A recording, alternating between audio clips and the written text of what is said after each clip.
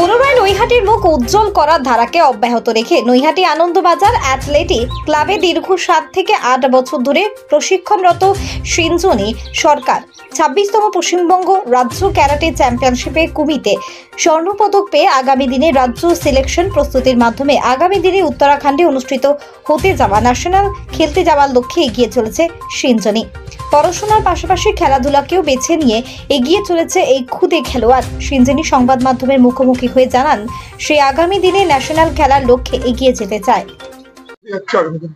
আমাদের আগের শনিবার 26 স্টেট চ্যাম্পিয়নশিপ ক্যারাটে চ্যাম্পিয়নশিপ ছিল, ওখানে আমি -54 কেজি কুমিতে ইভেন্টে ফার্স্ট প্লেস পেয়েছি।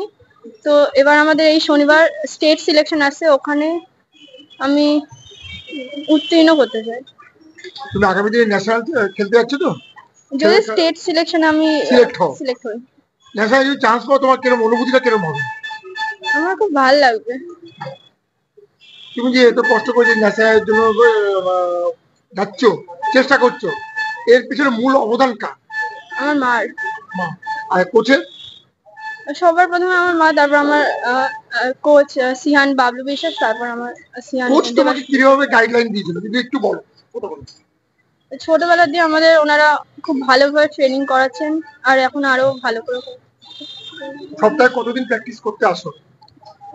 3 দিন, আর যখন থাকে না তখন এমনি আমরা বিকেল বেলায় আসি প্র্যাকটিস করতে। স্কুলে তো পড়ো, স্কুলে পড়ার পাশাপাশি এইটা সামলাও কি করে?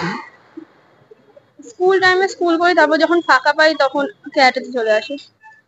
আগামী দিনে যদি তুমি ন্যাশনাল খেলতে যাও, আগামী দিনে যারা ছোট ছোট যারা শিক্ষার্থী ভর্তি হচ্ছে বা তোমার নিচে যারা শিক্ষানবিশ, তাদের উদ্দেশ্যে কি বলবে আগামী দিনে খেলার জন্য?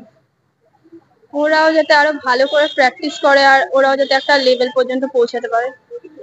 তুমি কত দূর থেকে আসো? আমি এখানেই থাকি, নৈহাটি।